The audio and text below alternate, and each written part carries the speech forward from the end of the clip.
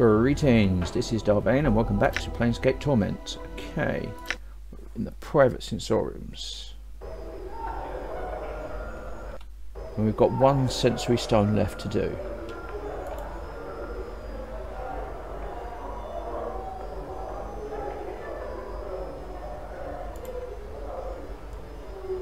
The inscription around the base of the sensory stone indicates that it holds the experience of a week-long hunting trek across the forests of Arborea. Begin a sensation. You're standing in a circle of white tents deep in the woods somewhere. The trees around you are by far the largest you've ever seen. Suddenly there's an odd prickling sensation at the back of your skull. Your surroundings melt into a colourless smear, then slowly resolve into what looks like the interior of a large grey sphere.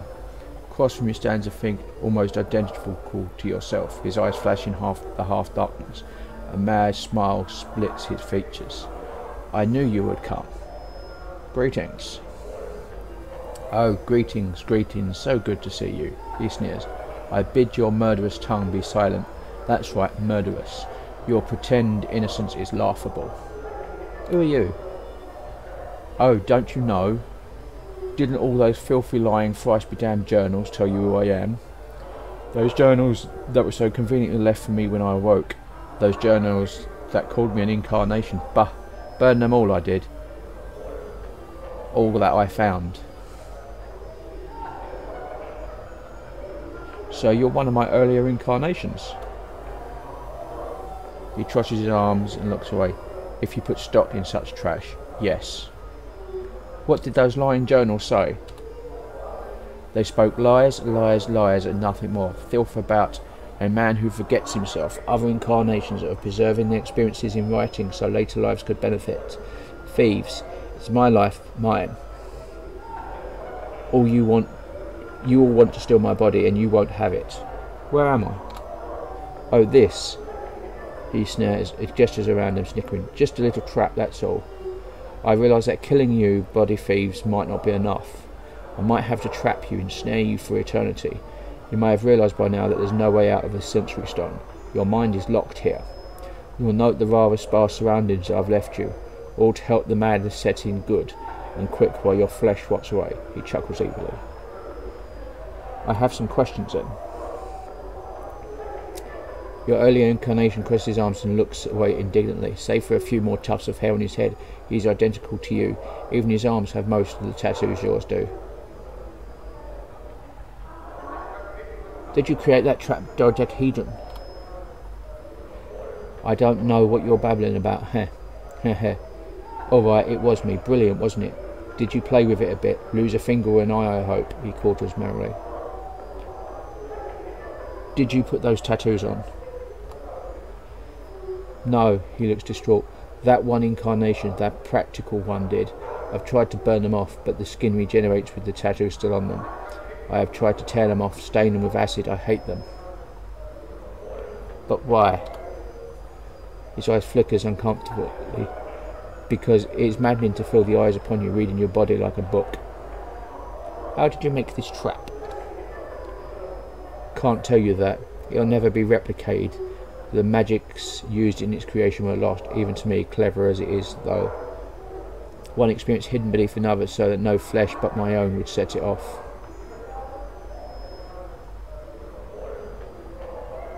But if your flesh sets it off, wouldn't that mean I'm you?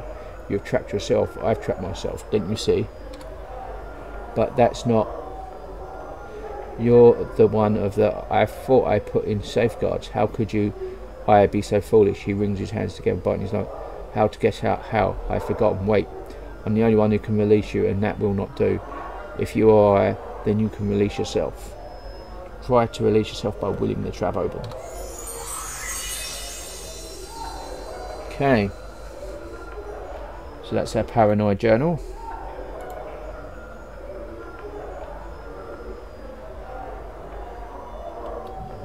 We won't use that again.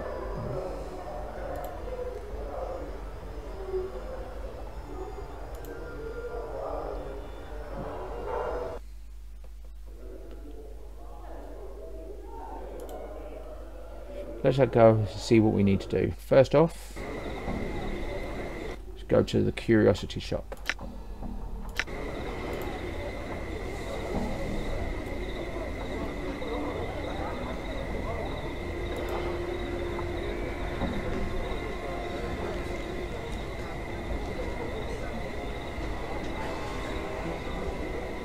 get Quell his... we'll see what Quell can do. While I'm still a sensei.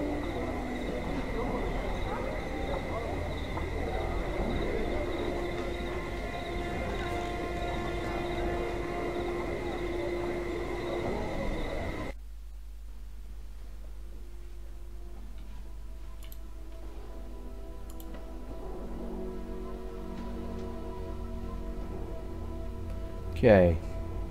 Yes, I am. Exotic items. What we got? Talent cube, figurine, monster jug. At the front of the store. Chocolate Quasit. Examine a twisted little imp, like creature sculpted out of pure milk chocolate. I'll take it. Okay. Farewell.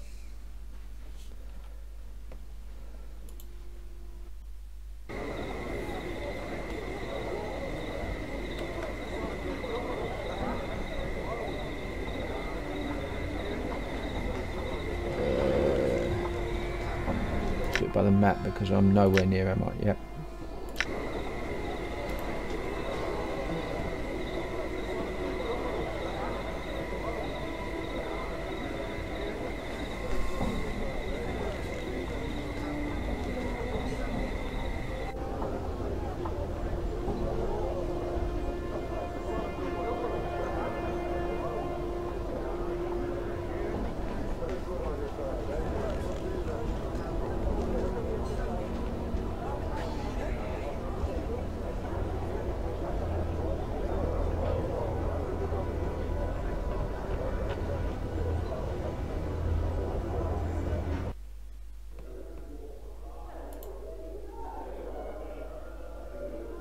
How can you help me? Can you show me to the sensoriums? Private sensorium, please.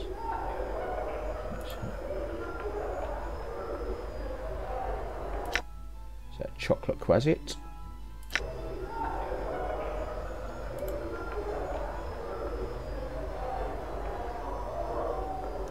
There he is.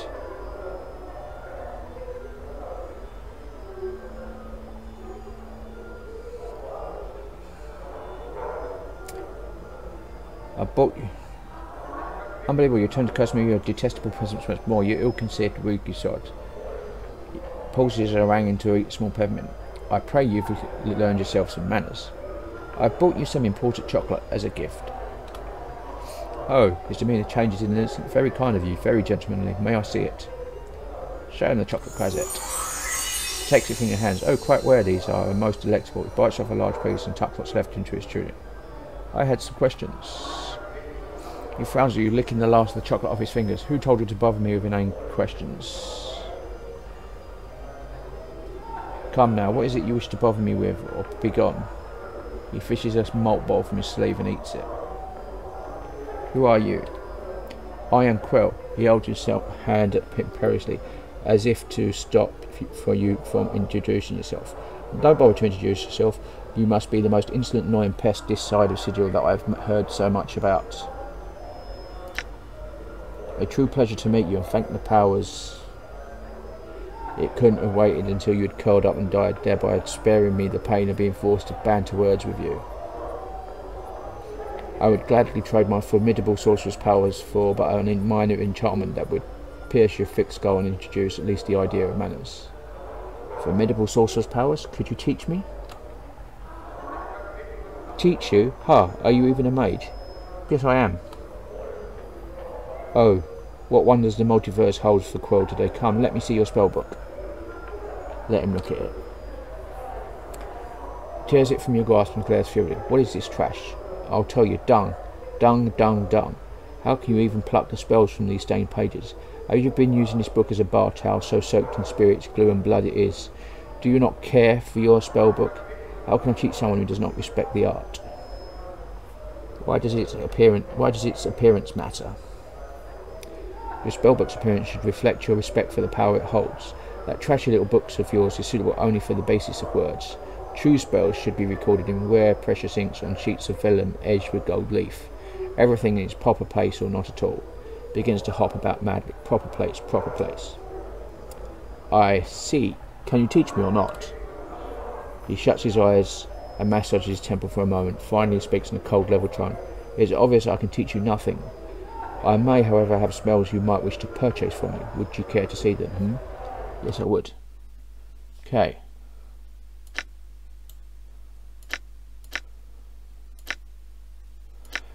Scroll of magic missile, friends, blindness, scroll of luck, ball lightning, blade storm, scroll of power, blind, scroll of identify.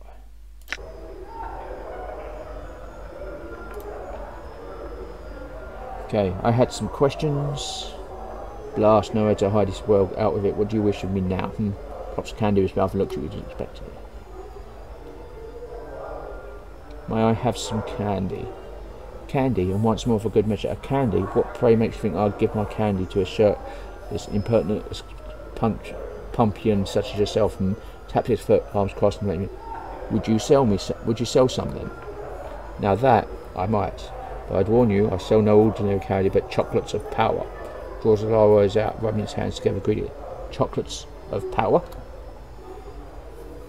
You nod indeed. They are not cheap, mind you, so you should find yourself short of drink. I suggest you drop the subject immediately. Would you like to see what I have to offer? He cocks his head, slightly looking at you. Yes. Updated my journal. What have we got? Blessed candy. Folks bless. Protection from evil. Cool lightning. It's just stinky chocolate. Cloud kill. Luck. Swarm curse. Strength.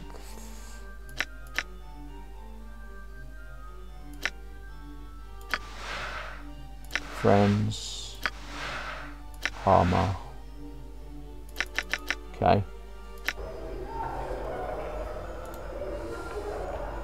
I had some questions. What do you know of Ravel Puzzle World? Okay. What can you tell me about this place? You stand within the Civic Festival in the exclusive, so very exclusive until you shambled in, private sensorium. Speak to the man at the festival's foyer, Splinter. He should have more fatuous questions about. Should you have any more fatuous questions about the place? Let me ask something else. What do you know of Ravel Puzzle World? At the mention of her name, he swallows the candy as sucking on with a loud gulp, wincing in pain. What to tell? Why tell at all? Such things, such tales are best left in dusty books and in the attics of old men's mind. Evil, such a name, and such a dark tale swarm about it like flies on a corpse. Just the same, I need you to tell me. He rolls his eyes, plopping another candy into his mouth. She's a night hag, my boy, who came to Sigil. All evil and cackle she was, alive with her shadow magic, ready to butt heads with the Lady of Pain. Balmy, balmy, balmy old hag, only succeeded in getting herself made. She's likely dead by now. Amazed? He nods grimly. The Lady of Pain, she rules the city of Sigil, keeps the powers out and such. One of the punishments she reserves for those who cross her is mazing. She breaks off a piece of sigil, twisting it and banishing it to God knows where. The offender trapped inside. Gone, gone, gone. They are to the plains then. You had mentioned shadow magic? Yes, yes, yes. He seems uneven about speaking of her. Ravel dabbled. No, not dabbled, but excelled in all schools of magic. She knew shadow magics, magics of illusion and shadow substance, shadows, residues of dead things. How might I find her? Why would you ask such a thing? Are you mad? What could you possibly want with such an evil creature? She knows something about my past. Doubtful. She was made many centuries ago.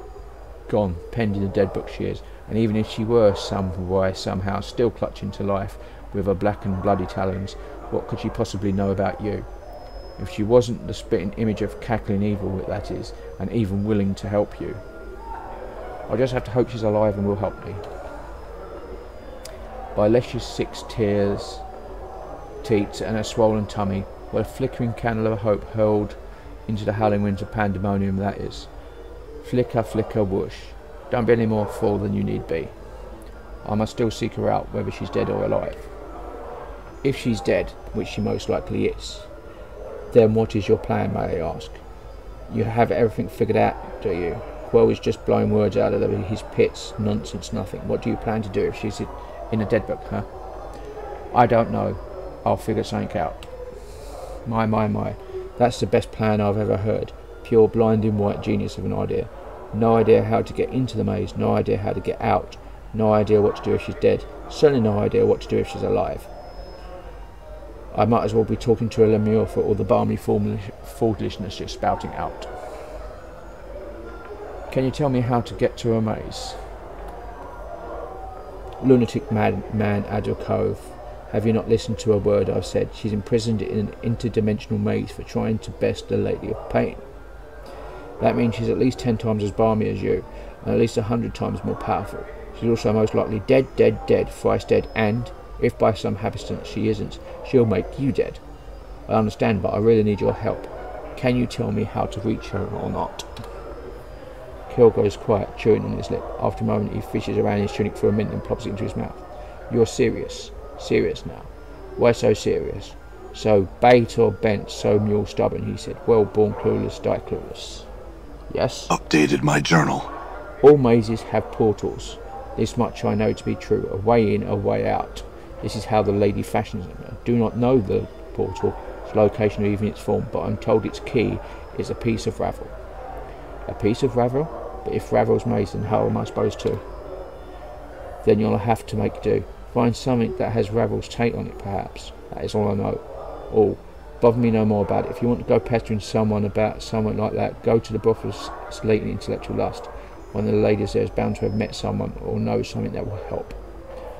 Thanks for your help. Updated my journal. Okay.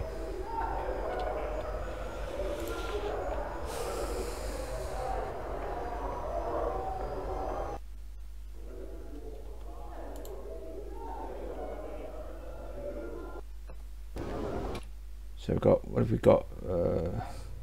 Vane the linguist, okay. Yep, we want you to go there. So, a linguist might be able to decipher the journal we're on.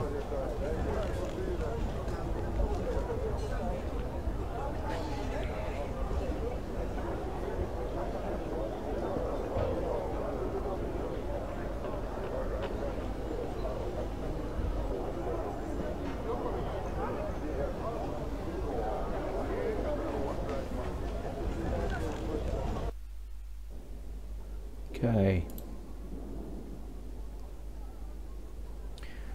Venom glanced up. Chosen to grace my home once more, have you? What is it you wish of me this time? I had some questions. I would have you know that I'm a scholar and a linguist, sir. But I shall happily entertain any questions regarding my field of study, language and the like. I can have no help in you on other matters. Unfolded the declaration to a page with writing on it and ask if he can translate it. He takes the unfolded dodecahedron in his hands and examines it closely. This language is a long dead one, known to virtually no one. I believe my father, a linguist like myself, knew this language, and may well have been the only man in Sigil at the time that could understand it. I recognise it from his notes, but I cannot translate it. Do you have those notes still? Venom shakes his head. They'll be of no use if you're looking to translate anything, and the few actual books pertaining to that language disappeared around the time of his murder, I believe. Your father was murdered? Venom nods. Strangled he was. He had left to tutor someone. He taught various languages to supplement his research income, and was discovered in a side chamber of the civic festival. The killer was never found. That was perhaps 50 years ago now. I was but a child. He knew the language, though, and could teach it. Surely he did, and could, were he alive today. My father was said to be a great teacher. Venom sighed sadly. His skill with language, but not his patience for others, sadly. Is he interred at the mortuary? Updated my journal. Why, no, his ashes are kept here. He points to a bronze urn sitting atop a cabinet beside the bouquet of flowers. Why?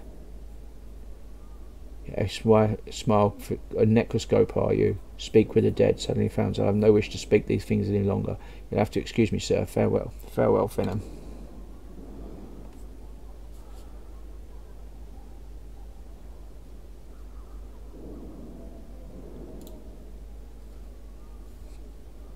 There is an urn atop the small cabinet full of ashes and bits of charred bone. Etched on the base of the urn are the words Finn and Lee, beloved husband, father and scholar of 100 languages. Use stories bones tell on the remains. The ashes seem to stir faintly as if moved by your breath. A faraway voice whispers to you from within the urn. Why have I been summoned to these ashes, cold and grey as a hag? To answer some questions, spirit. Ask them, though I might return to my most quiet thoughts. Who were you? I was Finn, a linguist and scholar. I was murdered by a student of mine, murdered so that I could not teach another language that I taught him. The tongue of the Uyo was one of the rarest in the multiverse. I knew none who spoke of it save myself and that one damnable murderous student. Describe to him the writing from the folding dodecahedron. Ask if he knows the language. I could teach you this language, yes. It would please me to do so, in fact, if only to spite that bloody-handed student of long ago. First, tell me what languages you do speak. Learn what you can from the spirit. As the spirit speaks to you the lost language, there is a throbbing sensation in your temples as a memory begins to surface.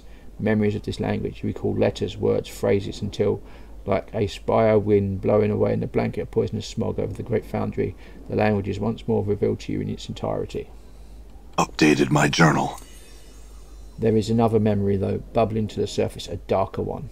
Its presence troubles you somehow. It fills you with unease and unexpected pangs of guilt. Allow the memory to surface. Updated my journal. At last you recall Finn and Lee himself. You remember his gentle voice, his kind manner, his schooling you in the ancient language of the Uyo. You also remember your scarred, gnarled hands wrapped round his frail throat, crushing his larynx, and thus ensuring that the secret contents of your journal, hidden and thrice trapped in a dodecahedral puzzle box and penned in the obscure language of the Uyo, would be forever safe from prying eyes. Finn, I must tell you, it was me who murdered you. Updated my journal. The spirit falls silent for a time, the ashes rustling softly within their urn. When it speaks once more, his voice is full of sorrow. But why? And why would come to me once more? Did you forget what you've been taught? No, well, yes. It is difficult to explain, but it must have been a former self of mine that murdered you. Each time I die, I reawaken as if from a long sleep, but having forgotten everything, who I was or what I'd done. I think I understand. I sense your regret and would forgive you. May peace be with you, pupil of old, and may you prove kinder in this life than in the one which saw an end to mine. Thanks, Finn. Farewell. Okay. So, we can now read the journal. Does it say? You have to go to examine it now, where the various deadly traps it holds for the incautious and how to avoid them entirely. Having learned the dead language of the Uyo, you'll be able to decipher its contents. Unfold the dodecahedron and read it. Updated my journal.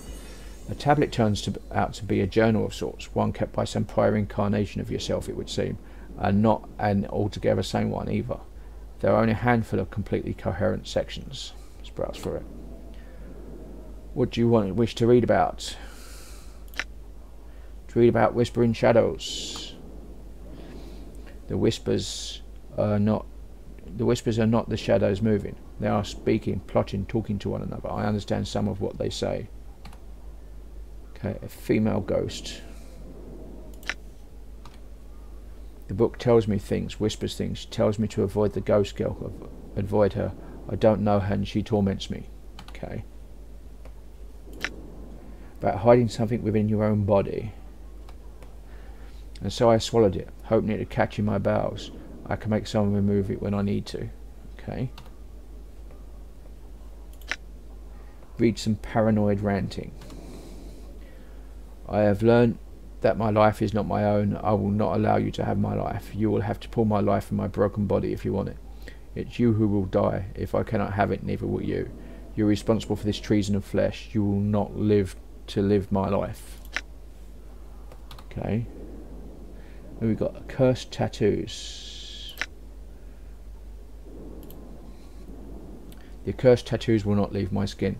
I have tried to burn them off my skin, failed. I have tried and cloaked myself, but always I found people reading my flesh, reading me like a book. Whenever they look at me, I want to tear their eyes out and pluck them from the sockets and crush them beneath my heel. Okay, about dreams unravel. Why can't I dream? I used the goblet of Semir to force a waking dream. I saw a hag. She tempted me, threatened me with shadows. I have never seen her, but she came when I dreamt.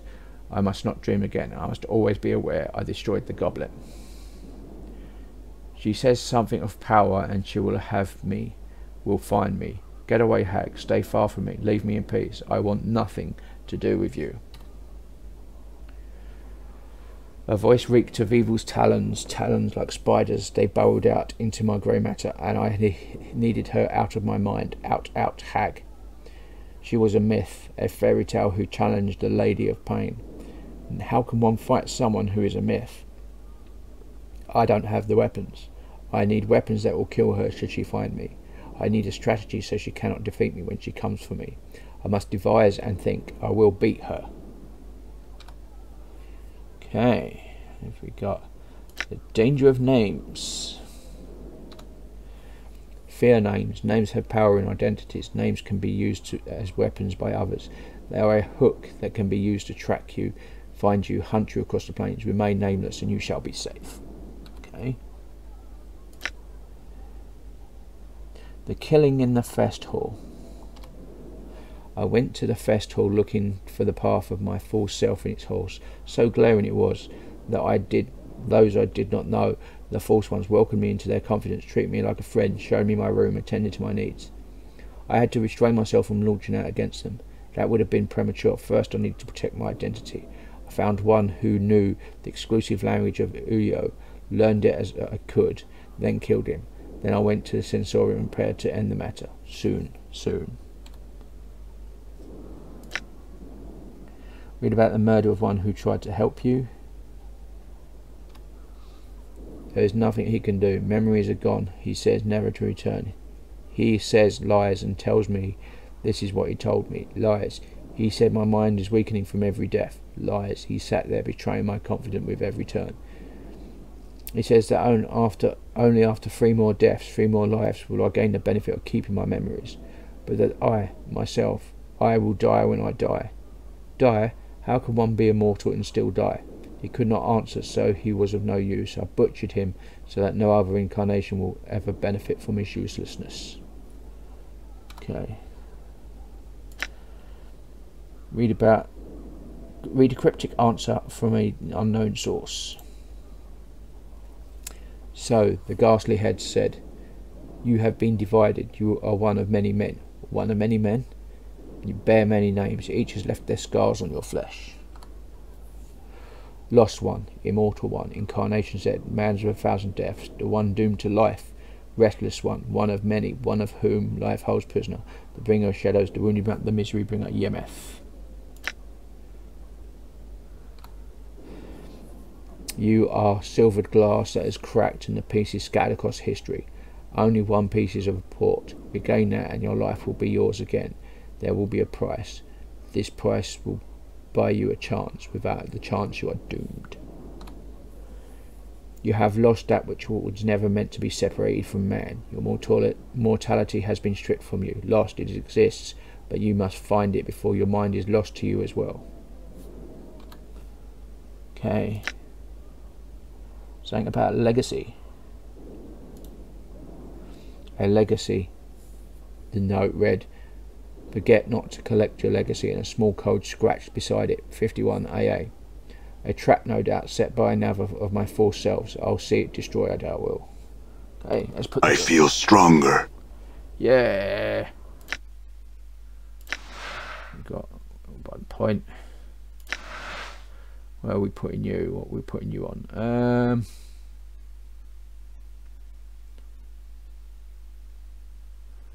Let's go with, I don't know, wisdom, intelligence, I don't know. Let's go wisdom.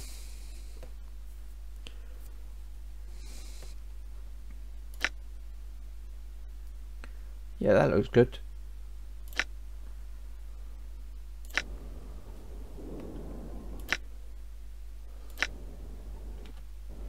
Okay.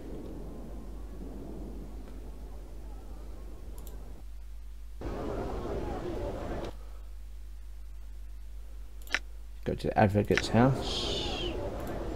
We need to pick up some legacies.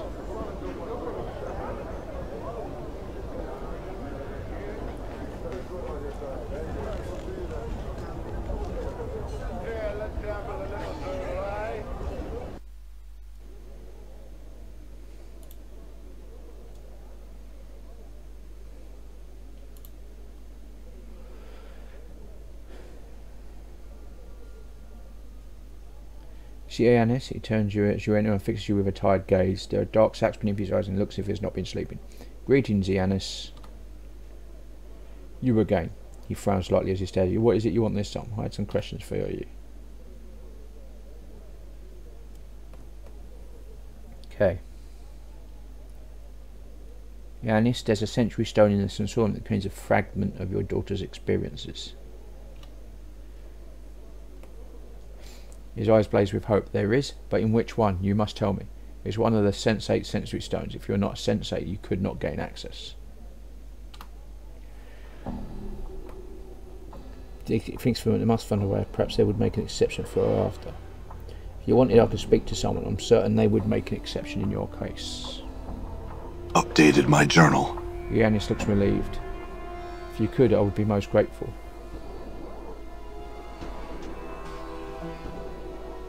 I will settle the matter shortly. Now in the sensory stone she left a legacy for me. Ah.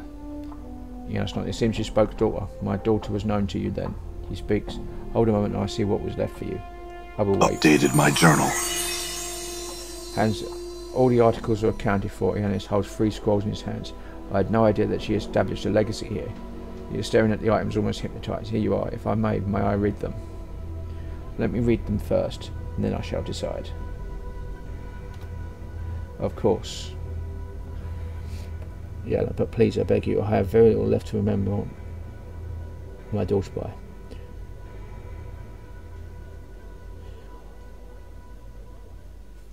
Let's see. Vow I shall not forget. I will return after I have read them. See what we got here. Got Dianara's ring. Ooh. Saving throw after armor class. The ivory ring was part of Dianara's legacy. It radiates a slow glow, although it's cold to the touch. The chill is strangely comforting. The ivory band stretches to fit the width of any finger. Among many secrets of the Society's sensation is the ability to shape a particular stone from Elysium, dubbed Soul Stone. While this stone is not as powerful as the sensory stones, the Soul Stone is said to carry an imprint of the shaper's feelings. These rings are often used in the sensate marriage ceremony, each ring inscribed with the feelings of the other. This ring was obviously intended for you. When wearing Dianara's ring, you gain added protection from all attacks. The additional protection from any piercing attacks. Presumably the ring's purpose to shield the heart from shock and trauma as it extends to any physical pain the eye suffers as well. Okay. This one's armor class. This one's armor class.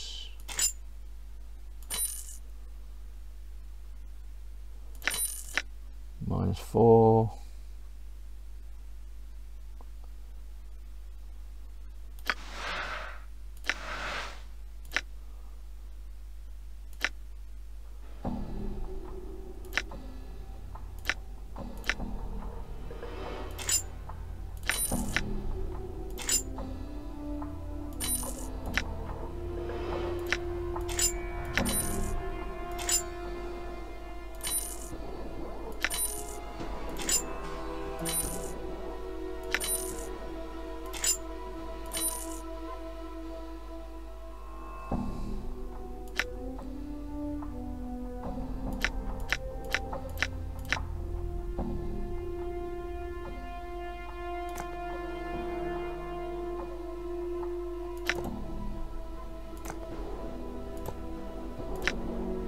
See, Dianara's legacy.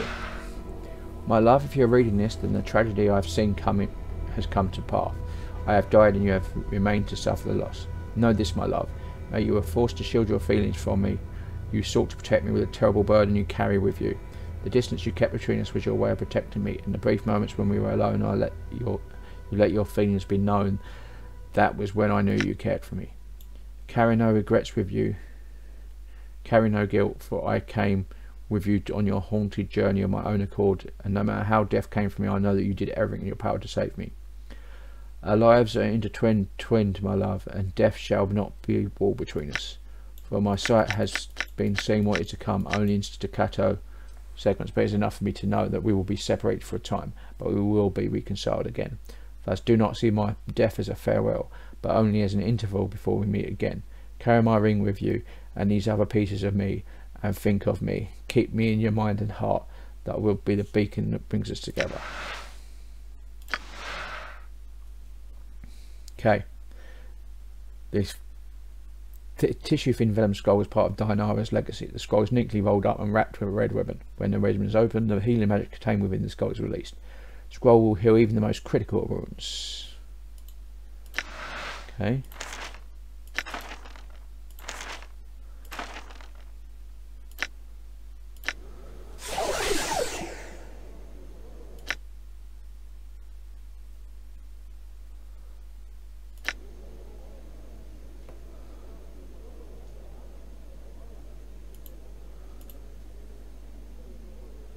I had some questions for you. At last we were able to convince him to grant me access to this install room. I had some questions I needed answered first. Here's Dinara's legacy as I promised. I need to take this go and study it. There is a long silence and then slowly looks up at you. Meant very much for my daughter. She was willing to give up her life for you. I believe that was the case. Updated my journal. His hands scroll back to you. Thank you, sir. I appreciate your kindness. It's the least I can do. Perhaps there's something else you can help me with.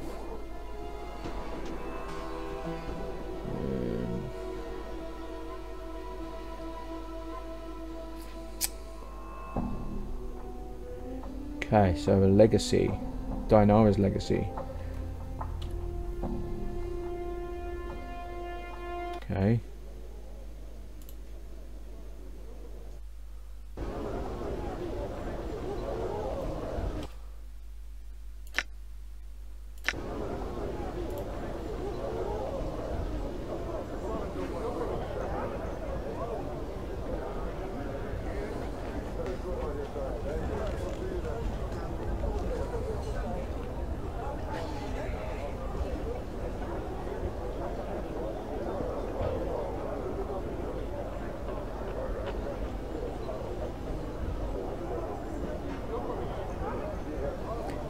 Do this and get this out of the way, shall we?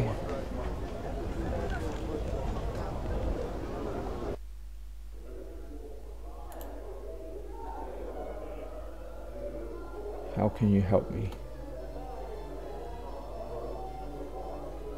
I'd like to buy from the Sensor Vaults.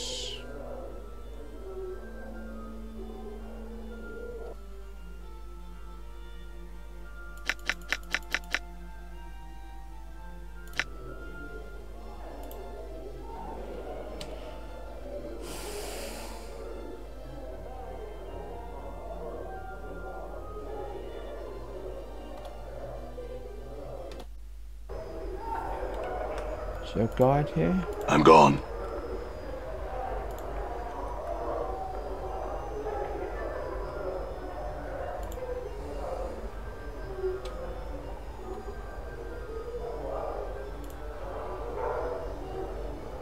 Done.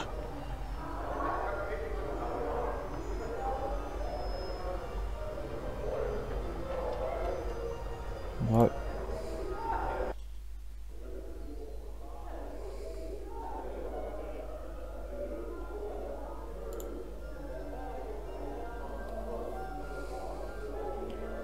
I had some questions.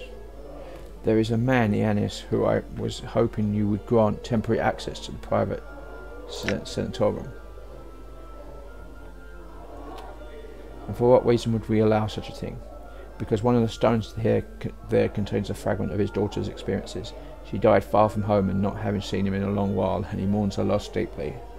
Updated my journal. Splinter nods, thinks for a moment, and nods again. Yes, we will allow this Anis to enter the private sensorium, well escorted, of course. You may tell him he has permission. My thanks. Farewell, Splinter. So. All right.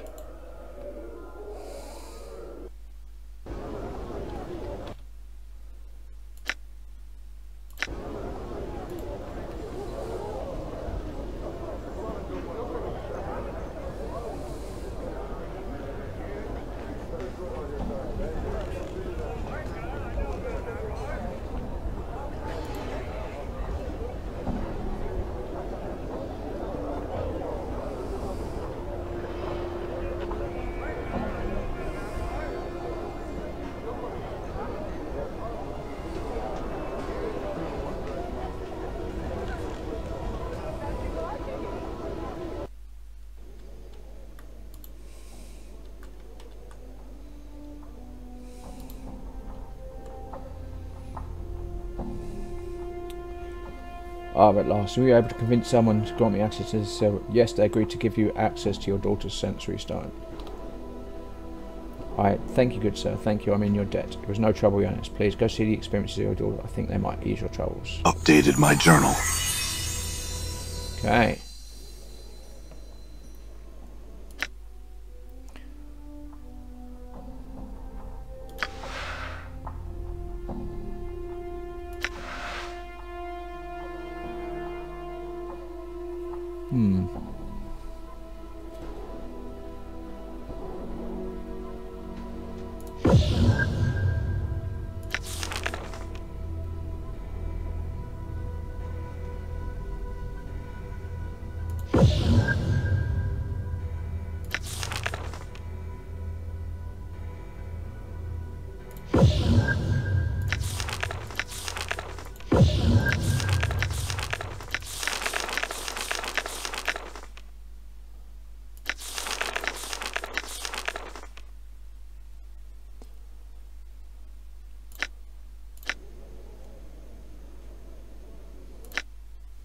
Okay, we're going to change this. What have we got?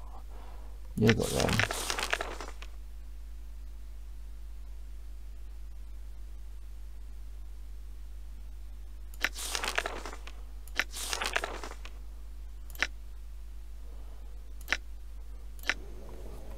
Okay.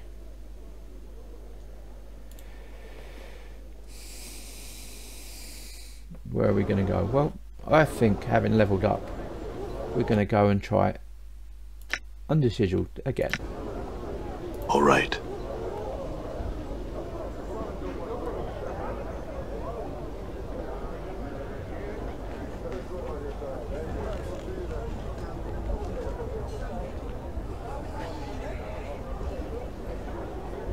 But that will be in the next episode.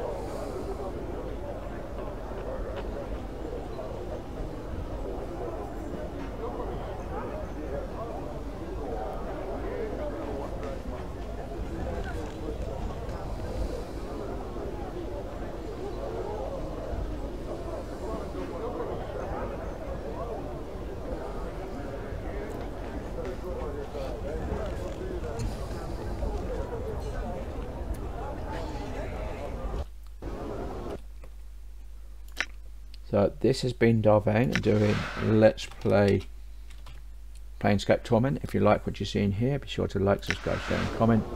Please consider sponsoring me on Patreon, and until next time, goodbye.